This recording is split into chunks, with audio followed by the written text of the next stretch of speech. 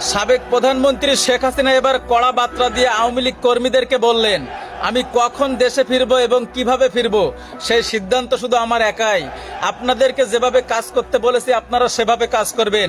আর যে সকল আওয়ামী লীগ কর্মীরা আছেন তারা আওয়ামী লীগের ভিডিওগুলো সামনে গেলে বেশি বেশি সাপোর্ট করে তাদেরকে সহযোগিতা করবেন।